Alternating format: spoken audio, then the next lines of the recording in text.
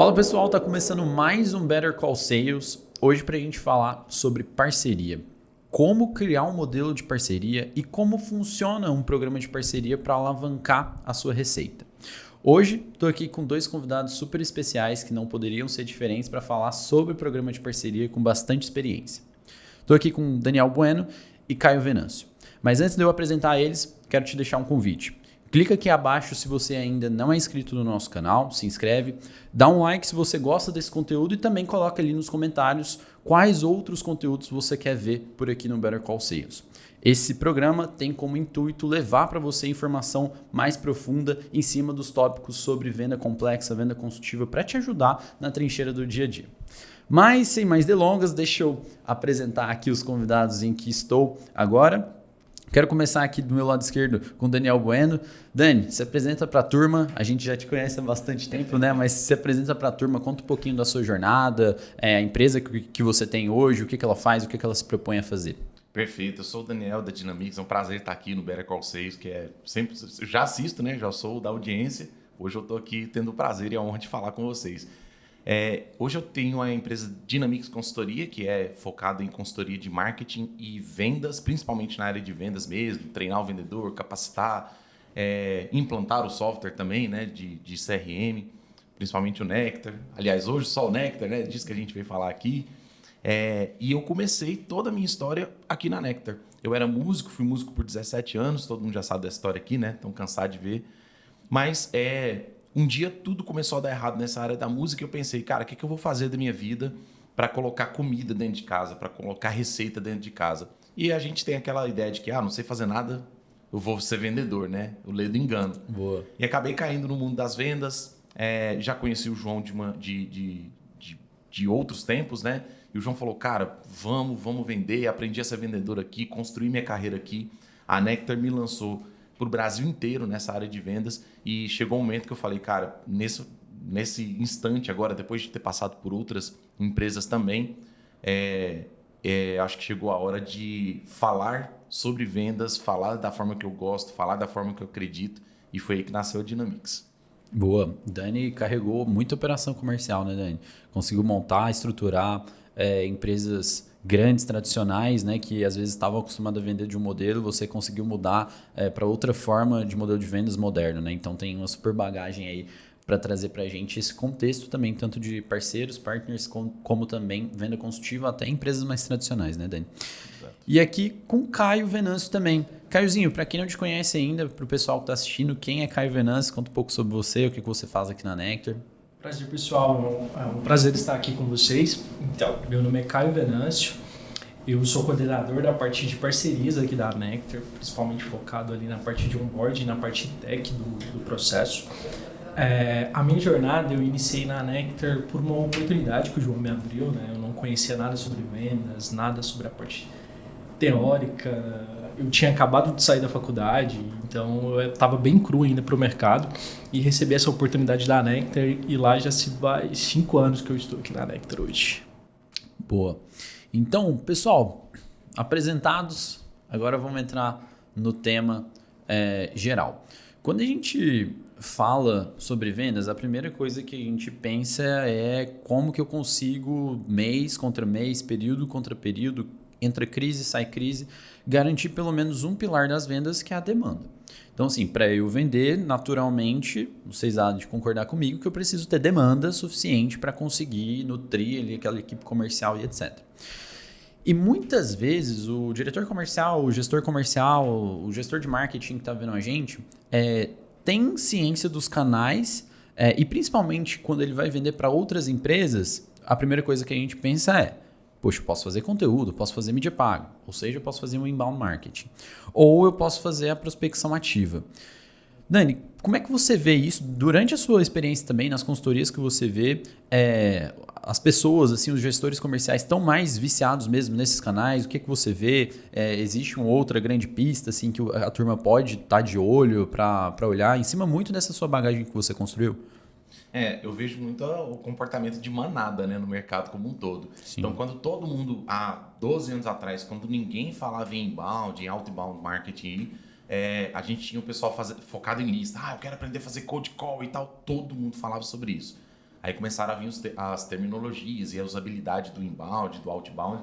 Aí todo mundo foi para essa área, todo mundo começou a produzir conteúdo, todo mundo começou a contratar software que fazia isso, a contratar consultoria e tal, todo mundo falando sobre o mesmo assunto ao mesmo tempo. E aí você vai estressando o mercado, né? Então, eu acho que o conceito hoje que compõe isso de uma forma mais exata, mais assertiva, é você fazer o que fizeram no atendimento há pouco tempo atrás, que é abrir omnichannel, né? Ou seja, você ter vários canais de captação que não seja... Eu não estou falando só de canal digital, mas de várias fontes de demanda, como você falou, que a demanda, cara, ela é a premissa da venda, né?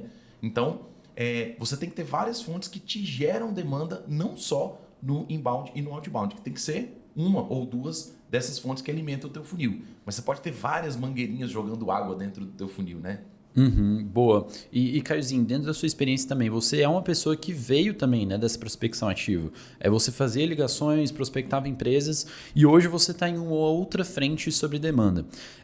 Fazendo esse paralelo, como é que você enxerga a diferença disso, aí especificamente a diferença quando você ia atrás das empresas e agora no modelo de parceria, e se você quiser até explanar sobre ele também para a turma que ainda não conhece o programa de parceria, o que a gente faz aqui sobre, e a importância dele para a geração de demanda. Porque tem muitas empresas que eu converso que simplesmente é isso que o Dani falou. Cara, tá muito focado, tá ali e naturalmente precisa mesmo de dar um foco durante um tempo, mas as respostas ficam sempre as mesmas, né? De pegar a mão no telefone ali, pegar no telefone, fazer ligação para várias empresas e começar aquela prospecção ativa, incessante e às vezes falta tempo até para olhar para os outros canais. Como é que você vê isso, Caiozinho?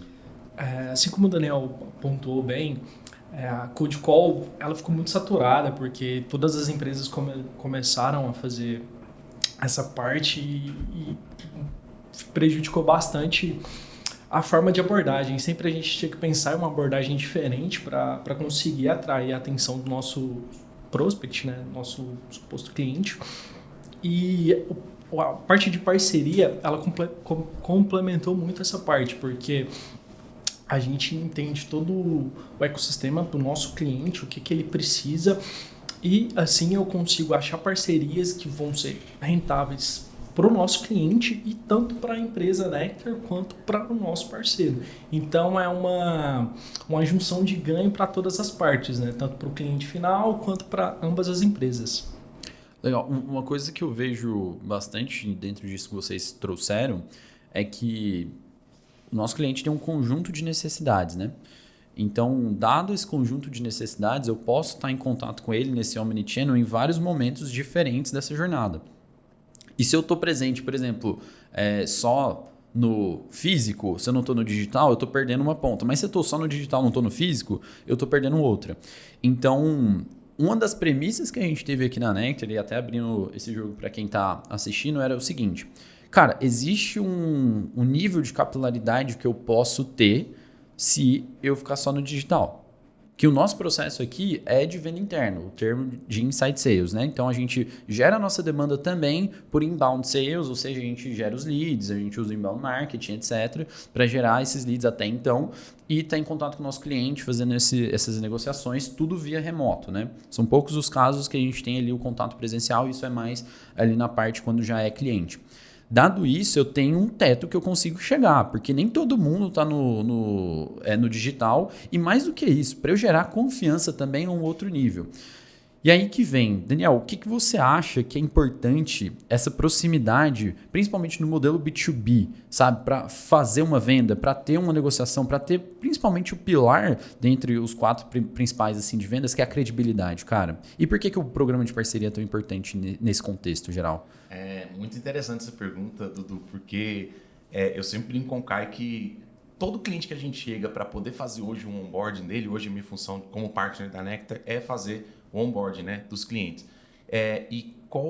Tem uma coisa que é curiosa, 100% dos clientes que a gente vai começar, 100%, todos eles, de alguma forma eles vão dizer algo como, cara, aqui na nossa empresa tem uma particularidade na venda.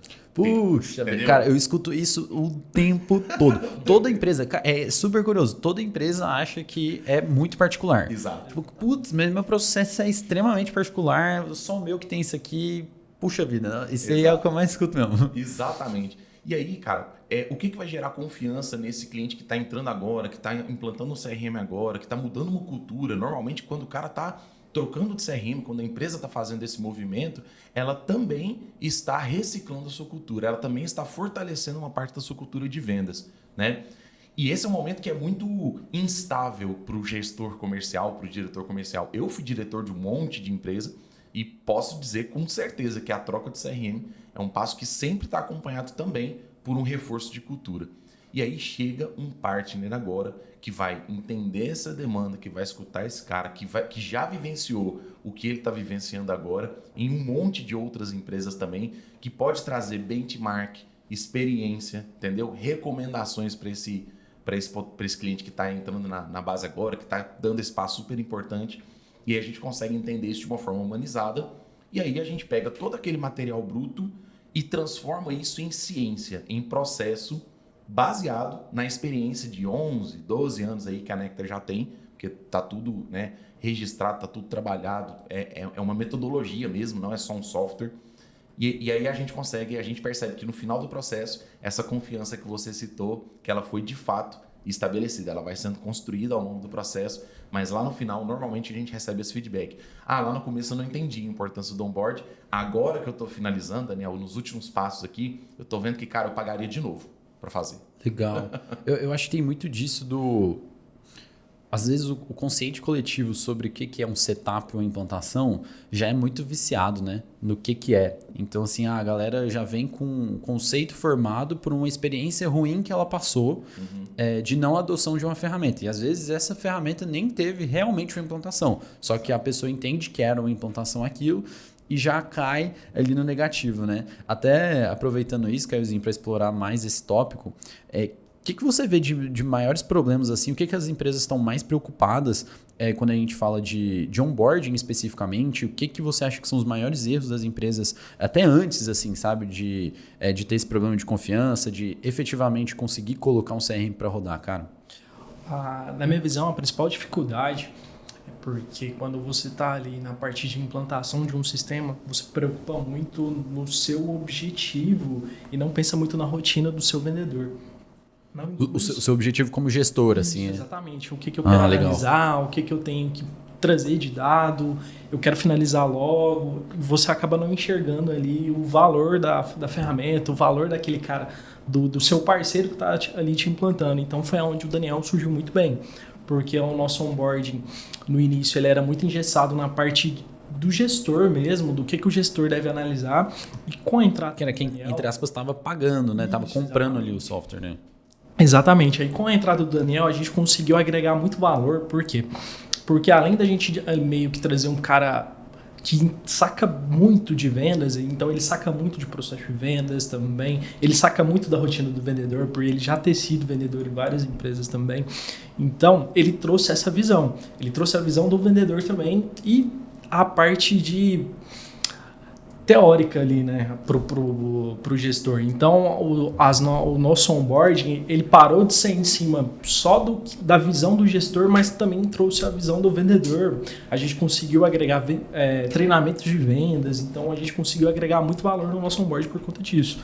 Porque a gente traz não só a parte da ferramenta em si, mas a parte da rotina do vendedor, a parte do conhecimento para o vendedor também. Isso o cliente entende tanto esse processo no meio do onboarding que normalmente quando a gente estabelece uma data, uma previsão para entrega da conta, olha, a gente vai terminar o seu onboarding, a gente vai dar o seu go live por volta aí de uns, sei lá, 15, 20, 30 dias. Ele sempre reclama do prazo inicial, né? Ele sempre fala, nossa, você devia fazer uma semana e tal. Aí o que a gente sempre fala para ele, Caio? Olha, confia no processo, o processo é esse daqui, estão aqui as etapas do negócio e tal. E ele acaba sempre extrapolando um pouquinho esse prazo porque ele quer explorar o onboarding um pouquinho a mais. Ele quer trazer essa visão do vendedor um pouquinho a mais. Ele quer saber como é que o vendedor dele pode performar melhor dentro dessa nova visão, dentro dessa nossa nova cultura que a gente está ajudando esse gestor a implantar, né? E aí sempre tem esse aumento de expectativa no meio do processo. Porque as implantações, quando a gente fala de implantação mesmo, sempre vem na cabeça de quem está contratando que é algo técnico. Esse cara ele vai configurar portas, esse cara vai configurar um funil, esse cara vai gerar meus usuários e é isso. E, na verdade, o onboard hoje é muito mais aprofundado do que isso, né? Mas muito mais. Na verdade, a parte técnica hoje, você diria o quê, Caio? Que era seria o quê? Uns 10% a parte técnica? E o resto é processo mesmo? Isso é cultura? Uns 15%, porque o resto a gente bate em cima do treinamento do vendedor, da rotina do vendedor. Então, a gente tenta otimizar no máximo o que o vendedor vai conseguir atingir ali dentro da nossa plataforma. Isso com as ferramentas possíveis e com a metodologia atrás também, né? A gente não quer só vender uma implantação do sistema, a gente quer treinar o seu vendedor. E o que é legal disso tudo, que me vem na cabeça é... Por que, por exemplo, a Dynamics não vai lá e desenvolve um CRM, sabe? E é uma consultoria e com um CRM também. Uhum. Por que a Nectar não, coloca aqui dentro todo esse processo e faz isso tudo? Que é a grande moral do programa de parceiros, assim, e por que é importante até como insight para outras operações, principalmente se você é B2B, em todo mercado, toda empresa precisa ter. Isso é curioso abrir um parênteses aqui. Agora está muito famosa a questão de influencer, né?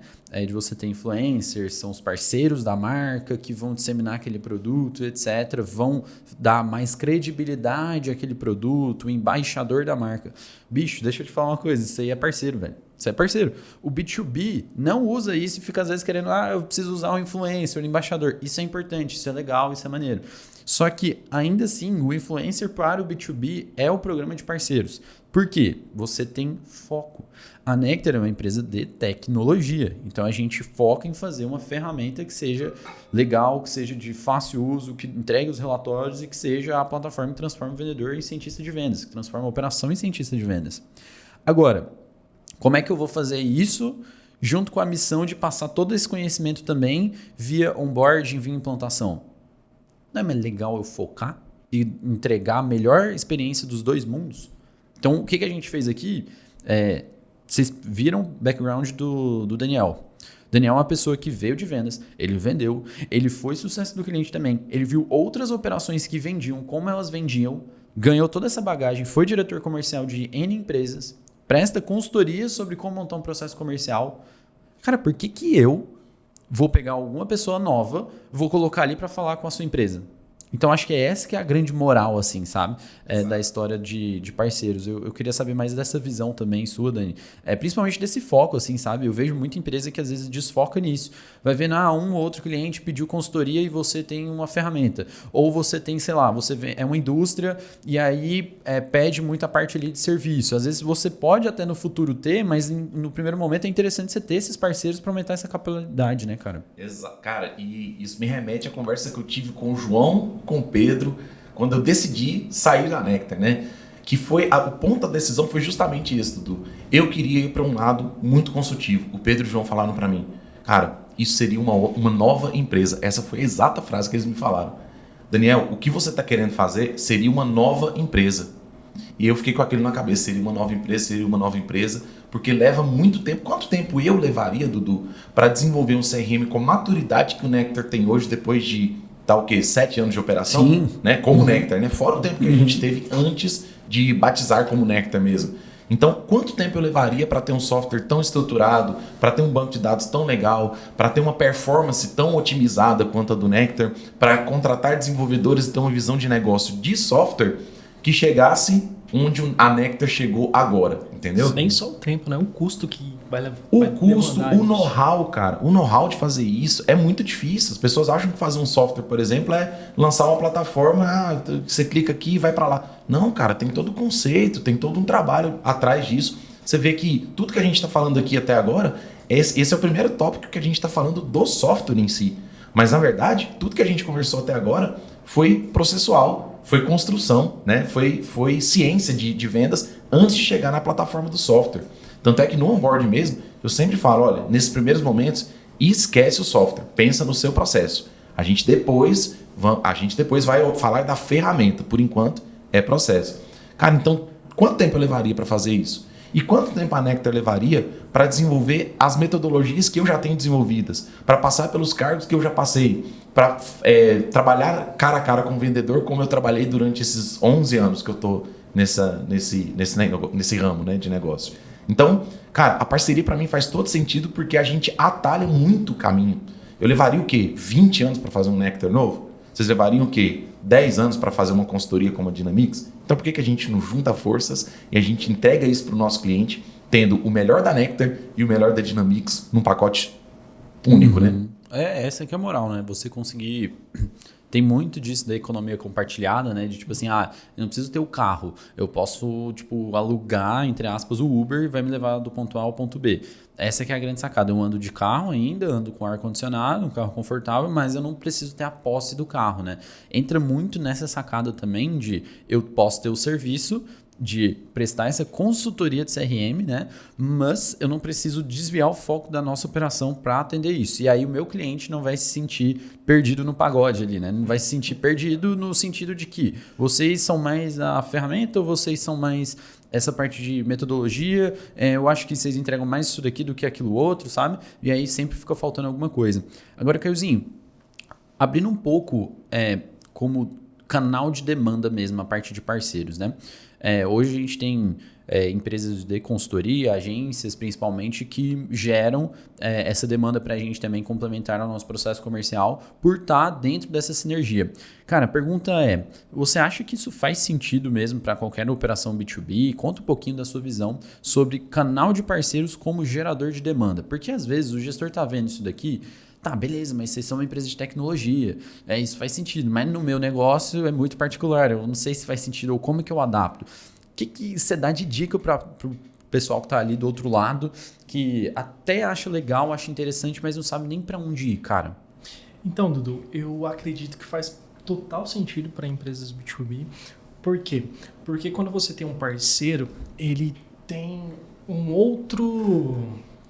Como que eu posso dizer? Ele tem um outro... Uma outra visão? Nem uma outra visão, mas ele tem um outro grupo, né? Ele atende outras empresas, outros nichos. Um outro universo que ele está inserido, né? Ele está inserido em um outro universo. Então, com um parceiro, o benefício de ter um parceiro para a parte de aquisição também, né? O que é a abordagem ali da questão. Ele diminui muito o nosso ciclo de vendas, porque ele acaba indicando ele acaba indicando empresas mais assertivas, ele diminui muito o nosso custo para adquirir um cliente também, né? O famoso CAC ali. Porque o ciclo de vendas acaba sendo muito menor, a gente acaba não tendo um esforço grande para trazer esse cliente. E esse lead, ele sempre é bem mais, como que eu posso dizer, ele é mais assertivo porque o parceiro, ele já sabe a dor do cliente, ele já sabe como resolver e ele já entende como que a gente vai poder ajudar também. Acaba sendo mais assertivo para ambos os lados, tanto para o cliente final quanto para ambos os parceiros ali, né? Legal. E no seu ponto de vista, Dani, nessa parte? Porque às vezes, de verdade, tem a operação lá que é uma indústria, sabe, que, sei lá, um distribuidor e às vezes ele distribui para uma outra empresa também. É uma empresa de educação corporativa. Então, assim, cara, como é que você vê que uma pessoa dessa pode implantar um programa de parceria? Como é que você vê se faz sentido mesmo? Quais são os pilares que você vê na sua experiência também? Cara, faz total sentido. Por exemplo, você citou o setor industrial. O setor industrial, necessariamente, ele meio que já tem um pacote de vendas dele anual ali já fechadinho. Não sei se você sabe dessa informação, mas é meio que já fechado. Os caras já compram os lotes. Então a farmacêutica X vai vender para tantas caixas durante tantos meses, por exemplo. Então essa venda já é fechadinha. Mas por que ele não faz, por exemplo, um programa de partner para resolver ou para ajudar a estruturar uma coisa que o setor de indústrias é muito ruim, que é, por exemplo, no atendimento ao cliente? Ou na troca de produtos, ou na logística, por exemplo.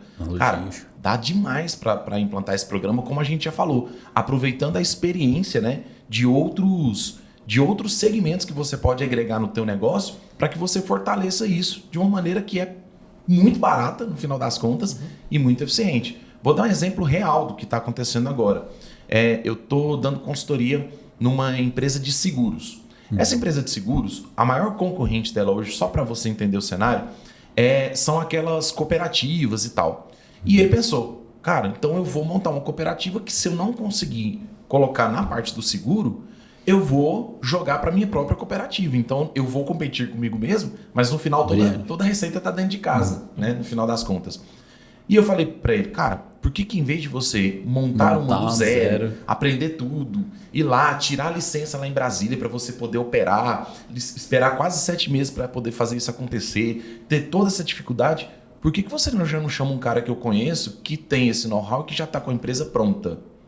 Apresentei os dois acabaram de firmar uma sociedade. A gente pode chamar isso de um programa de partner, né? Perfeito. De uma empresa que entrou em parceria com a outra. Nesse caso, virou uma sociedade, mas nem todo programa de partner vai necessariamente caminhar para isso, né? Foi só o exemplo que eu dei. Mas olha como as coisas aí se encaixam e facilitam o trabalho tanto de um lado quanto de outro, né? O que eu, dando meus 2 centavos aqui, o que eu mais vejo é que muitas vezes a gente está concentrado em ganhar cliente one-on-one, né? Então, 1 para 1. Eu faço uma campanha para conseguir aquele cliente, o meu processo comercial está sendo 1 a 1 ali. E o que a empresa esquece, assim, no final do dia é que, olha que brilhante. Aqui com o Dani, ele está falando com várias empresas. Eu estou tendo contato com o Daniel. E ele está tendo com as empresas. Ou seja, o Daniel não é um cliente para mim. Muitas vezes ele é 100, ele é 200 clientes para mim. Porque é o que ele trouxe e o que ele gerenciou dentro da carteira dele. Então eu tenho um esforço direcionado que é maior, que tende a ser maior, só que eu crio um relacionamento maior também, crio benefícios interessantes para que seja duradouro tanto para ele quanto para mim, e com isso eu consigo acessar a carteira dele, ele acessa a minha carteira e todo mundo sai ganhando nisso. Porque o aprendizado que ele teve ao longo desse tempo vai ser replicado em outros conhecimentos, em outros conceitos, em outras operações que eu venha a trabalhar. Então é super interessante quando a gente tem esse trabalho, que eu sempre falo isso nessa parte de parceiros, que é parceiros, é a gente mudar a mentalidade de one-on-one para one-to-many. 1 para muitos. Ou seja, eu paro de vender para uma pessoinha só de cada vez. Eu vendo para muita gente de uma única só vez. Isso gera mais trabalho, Eduardo? Sim, gera.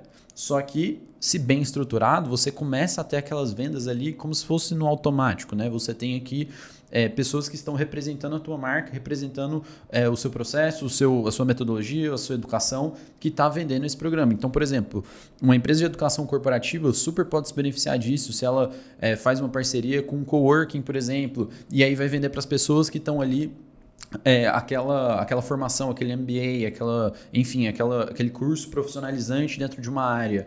Então são mecanismos de, por exemplo, eu sou uma indústria e eu faço uma parceria com alguém que é de mídia. Naturalmente, uma indústria é forte no quê? No produto.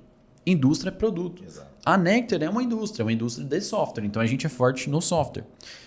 A empresa industrial, enquanto mecanismo de produção, por exemplo, de peça, de pneu, de assuntos químicos, por exemplo, com laboratório, etc., ela pode ter uma parceria, por exemplo, com alguém de mídia, de evento, em que ela vai estar dentro desses eventos promovendo o seu próprio produto. Olha que interessante. Uma coisa é eu produzir o produto, outra coisa é eu distribuir esse produto. Por que eu não posso concentrar na parte industrial, arrumar algum parceiro que vai fazer evento mostrando como é que eu uso esse produto, vai ter no portfólio dele, as vendas que vier por ele, eu comissiono ele, eu dou essa remuneração e aí eu crio uma cadeia. A carteira que ele vai acessar, eu nunca vou conseguir acessar sozinho, porque vai ter um custo. A não ser que eu esteja disposto a ter esse custo aí. E se eu estiver disposto, eu vou estar pagando mais caro. Porque eu poderia ter o mesmo benefício pagando mais barato.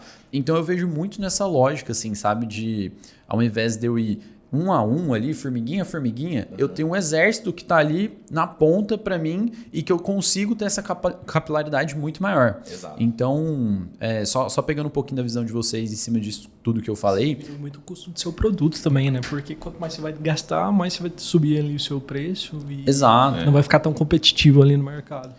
E eu vou ter mais custo fixo também, né? Que eu vou ter mais horas homem trabalhando em cima daquele produto, eu vou lá só diminuindo minha margem de lucro. Exato. E é interessante isso aí que você falou, tem uma frase do Ivan Misner, que ele fala que quando você faz esse programa de parcerias e trabalha com base em comunidades, você não tem... você não está contratando vendedores, são diretores comerciais, são gerentes comerciais, são caras com alto know-how vendendo para você. Imagina isso. Exato. Imagina eu ter na minha cadeia hoje eu tenho lá na Dynamics 2 vendedores apenas, né? Um para cursos, um para consultoria. Mas todo o network e até a própria Nectar, cara, o João vende para mim, imagina. Eu seria capaz de pagar o salário do João? Jamais. Eu seria capaz de pagar o seu salário do agora, ainda que eu fosse. Cara, hoje você vende para mim, vamos dizer, de graça? Não, Exato. Existe uma troca que é a parceria. Mas olha a qualidade de vendedores que eu tenho trabalhando por mim, fazendo isso para mim, de forma previsível, inclusive, né? Através do programa de parcerias. Então, para mim, é fantástico. E isso é super legal porque você consegue ter o melhor dos dois mundos de novo, tanto para a ponta, para o cliente, quanto para você mesmo ter acesso a esse capital, tanto intelectual como às vezes físico mesmo, né? E essa ponta de chegar até no cliente, às vezes a gente ignora, né? Ah, não, vamos fazer tudo sozinho, a gente vai pegando tudo aqui dentro, só que você não fortalece esse ecossistema. E aí a coisa começa a acontecer quando você tem esse ecossistema muito forte, que tem muita gente falando sobre ciência de vendas, transformar em cientista de vendas. E aí, isso não é novidade, né? Porque no varejo o nome disso se chama franquia. Franquia é isso, entendeu? E a gente esquece disso. Franquia é o quê? Você ter vários... É óbvio que a dinâmica muda, mas assim, a analogia você tem vários pontos comerciais que um empreendedor, não é um funcionário, um empreendedor comprou aquele ponto e está lá vendendo o teu produto na franquia. E aí você tem mais o quê? Capilaridade. Então, às vezes você vai ver determinada marca crescendo pra caramba, franqueou, era lá do interior de São Paulo, do interior de Goiás, e aí ele começa a franquear e tá em todos os lugares do Brasil, justamente porque ele tem acesso maior se ele ter essa velocidade de alguém lá na ponta com a mesma cabeça dele. Ele não consegue se particionar em 200 franquias, né? Então é mais fácil ele ter empreendedores mesmo, que vão pensar igual a ele, porque tá com todo o risco ali na pele também, né, no jogo. E aí ele traz esse resultado de volta com essa capilaridade de vendas, porque ele nunca conseguiria montar 275 lojas no Brasil sozinho, com o próprio capital, certo? E gerir isso tudo também, né? E gerir isso tudo, perfeito. E hoje, quando a gente fala em escalabilidade no varejo, a gente sempre está falando em franchising. Sempre, né? A gente sempre retoma esses pilares. Agora, Caiozinho, quais são as dificuldades que você vê na hora de criar um programa de parceiros, cara? Nossa, Dudu, o principal problema, no meu ponto de vista, é manter essa comunicação clara, né? Foi a principal dificuldade ali no início, ter uma comunicação efetiva com o parceiro, porque às vezes ele precisa de uma solução rápida ali, e a gente acaba não conseguindo atender naquele mesmo momento, né? Então, um dos principais problemas é a comunicação, que ela tem que ser clara para ambos os parceiros, né? E você tem que conseguir uma forma efetiva ali de comunicar com o seu parceiro, de passar as informações. Para o nosso cenário, a parte de atualizar sobre o conteúdo em si, sobre o sistema em si também, a gente sobre tem produto, né? Isso, tem que manter sempre o nosso parceiro sempre atualizado ali do que está rolando no Nectar, o que a gente está, qual o cenário que a gente está querendo atingir, né? Eu acredito que esses dois são os principais problemas hoje. A gente está tentando... a gente tem evoluído essa parte da comunicação. Exatamente. Até hoje, né? Ela tem sido o que a gente mais conversa. Exatamente. E manter também aquela comunicação clara, porque como o Daniel que atende, que está ali na ponta, como seu parceiro que está ali na ponta, ele que está tratando direto com o cliente, né? Então, essa comunicação, ela tem que ser tanto por parte da empresa como por parte do parceiro, porque eu também tenho que saber o que está acontecendo com o cliente, porque eu não posso deixar ele desamparado só na mão do nosso parceiro. Eu também tenho que conseguir entender a demanda dele. O cenário do cliente, né? Isso. E nesse cenário até o CRM tem sido fundamental. A gente acabou deixando todo a comunicação dentro do Nectar e tem funcionado. Foi onde a gente conseguiu estabelecer o melhor elo de comunicação até agora, né? Exatamente, porque eu sei de fato o que está acontecendo com o meu cliente final, né? E sei o que está acontecendo, quais são as dificuldades que o meu intermediador está tendo ali também, né? E até as tarefas que eu preciso de você, a gente já deixa agendada no Nectar, né? Certinho, com as datas, você me dá um retorno por elas, foi onde a gente conseguiu estabelecer a melhor comunicação. Exatamente. Então, bate a tapa na minha perna aqui. E para você, Daniel, o que você acha que são os principais problemas, não só no nosso universo, né, mas no universo geral de programa de parceiros que você vê na hora de implementá-lo, assim? Eu já fiz algumas implantações de programa de parceiro fora dessa da Nectar, né, em outras empresas. Antes da gente falar de Dynamics, antes da gente falar dessa parceria aqui. Aqui na nossa teve uma particularidade, porque todo o processo de onboarding, do trabalho que seria feito, já estava pronto, né? Perfeito. O Caio me entregou toda uma cartilha de estudo, todo o material, as etapas do processo, a gente validou tudo isso juntos. Mas quando não é essa construção prévia, quando é uma coisa assim, nossa, eu preciso de uma empresa que vou fazer uma parceria para vender mais e legal. E aí não tem nada disso pronto. Cara, quando não há um processo pré-estabelecido, isso vira um caos dentro do projeto da empresa. Então, se a pessoa que estiver assistindo a gente agora quiser implantar um programa de parcerias, estrutura o processo primeiro que você quer cumprir nessa parceria. Ele vai ser modificado, ele vai ser melhorado, não existe processo perfeito, a gente sabe disso. Mas ter um pontapé inicial vai facilitar muito a implantação do programa. Isso é bem geral, né? O que acontece com franquia, né? Porque acho que o principal problema da franquia é manter a qualidade, manter ali o padrão entre as lojas, né? Exato. Tanto é que quem consegue, você vê, por exemplo, eu tive acesso ao onboarding da Subway, né? De quem está comprando uma franquia lá da Subway. Cara, é um livrão gigante com um monte de vídeo, tem um monte de provinha que você faz, você tem que estar aprovado com média tal lá nas provinhas para que você monte uma franquia da Subway. Depois disso tem um monte de auditoria que eles fazem e aí essas auditorias são periódicas justamente para manter o padrão de qualidade. Mas o pontapé inicial da Subway, por exemplo, já está pronto. Tem um filme, né? Um Fome de Poder que relata bastante isso ali, né? Como que é o início para manter o padrão entre as lojas. Verdade. Esse é do Mac, né? É do Mac. Exatamente. Né? O grande curioso nisso que vocês estão falando é que, assim, quando a gente olha para a franquia, existe lei de franchising, por exemplo, existe muita regulação em cima disso. Você não pode, por exemplo, ao contratar uma franquia, vamos supor, eu quero contratar uma franquia, naturalmente a empresa que vai ser contratada, né, que vai disponibilizar essa franquia, que você está interessado, precisa te mandar um documento prévio antes de você ir para uma apresentação, para você ver tipo, algumas informações que são obrigatórias pela lei e etc. Então é uma parte muito regulamentada. E aí quando a gente vai para parceiros, não tem essa regulamentação. Por isso que eu gosto sempre de trazer essa analogia de franquia, porque é exatamente isso.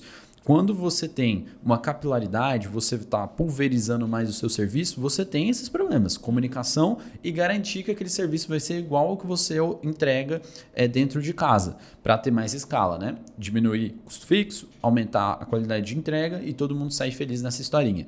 Então, é muito comum mesmo ter esses problemas e eu acho que um outro grande problema assim, para adicionar, acho que esse que vocês trouxeram realmente explode vários outros, mas é a gente não ter muito bem claro o que a gente tem de benefício, de régua de benefício, de níveis dessa parceria. Porque, assim, naturalmente eu preciso o tempo todo estimular esse meu parceiro a ter mais consciência e lidar com o meu produto de forma prioritária. Vou trazer uma outra analogia aqui, tá? Representação comercial. Então, existem algumas indústrias que basicamente, ele tem um representante comercial que representam não só a marca dele, mas várias outras marcas. Isso é como se fosse uma parceria, né? Que eu não tenho aquele custo fixo ali daquele vendedor, etc e tal. Ele já tem a carteira de clientes dele e eu vou começar a distribuir meu produto por ali. Mas, cara, o que vai fazer aquele representante comercial vender o meu produto? Vamos pensar na cabeça dele? O que dá mais comissão, o que vende mais e o que dá menos trabalho. Ponto final. Se meu produto não tiver esses critérios, acabou. Por que ele vai priorizar vender o meu produto? Não existe isso. Então eu vejo muita empresa errando porque vai querer fazer um programa de parceria, só que não pensa no benefício, sabe? Então não pensa, cara, qual que é a jornada desse meu parceiro aqui dentro? Ele vai ser um parceiro de quê? É um parceiro de distribuição? Então como eu engajo ele o tempo todo a estar ali com o meu produto em voga para ele conseguir distribuir mais? Porque naturalmente a rotina engole a gente. E essa pessoa tem outras prioridades também. Como que eu faço o meu produto ser uma prioridade na cabeça dessa pessoa, né? Eu acho que isso para mim é um dos grandes problemas, que as empresas não pensam nessa linha do tempo, nessa jornada de benefícios e o porquê que essa pessoa em sã consciência vai trocar o tempo dela para disseminar o seu produto, sabe? Exatamente, cara. Isso é uma questão muito importante, porque, por exemplo, na nossa parceria aqui, você tem ganhos que são explícitos e ganhos que são implícitos, né? Os explícitos, o Caio e a Roberta me explicaram desde o começo. Você vai ganhar tanto, você vai fazer tal coisa, seu tempo vai ser X, você tem que dedicar tal, tudo alinhado. Só que além disso, você tem os ganhos implícitos também, que são tão atrativos quanto. Então, sabe aquela história do salário emocional, que eu não gosto de falar sobre isso? Cara, na parceria você também tem isso. E se o cara que estiver aplicando uma captação de parceiros, estiver pensando em fazer isso agora, cara, pensa em todos os benefícios. Isso aí que você falou. Se o seu produto é interessante, se o seu produto é vendável, se a comissão é legal, se o cara vai ter um ganho, né, fluido através disso. Que seja, por exemplo, não precisa ser tão alto, mas que seja previsível. Sim. Entendeu? É muito bom para um cara que seja um autônomo, como é que se chama? Um representante comercial, Isso. que ele tenha uma parte do ganho dele que seja previsível, sabe? Sensacional. Sabe? Isso gera um valor do porquê, né? Assim, cara, beleza, tem uma possibilidade aqui de um outro formato de ganho para você, de uma recorrência. Exato. E aí você, como parceiro, tem ganhos que são únicos, que são aquelas porradas de financeiro que a gente tem, fluxo de caixa maravilhoso, e tem também a recorrência, a segurança mensal, né? É isso aí. E vai construindo a carteira, quanto mais, melhor, e esse tipo de coisa. Isso é bem curioso quando a gente vai para esse lado de benefícios e etc, né, Carlzinho? É bem interessante também. Não só ali o benefício palpável, né, igual o Daniel falou, mas o benefício que você tem de, por exemplo, benefícios que agregam o seu produto. Uma coisa também que eu aprendi bastante com o programa de parceria e que tá nisso que você falou de benefício para o produto, que às vezes a gente aqui dentro, e é importante depois a gente abstrair o que eu vou falar aqui agora, tá? Mas eu tenho uma visão de como que o nosso produto é usado. Só que com o programa de parceria, a gente descobre um mundo de outras opções que eu não conseguiria nunca descobrir. Então, por exemplo, como que funciona da melhor forma um processo para uma empresa de educação corporativa que vende para o público de tal idade?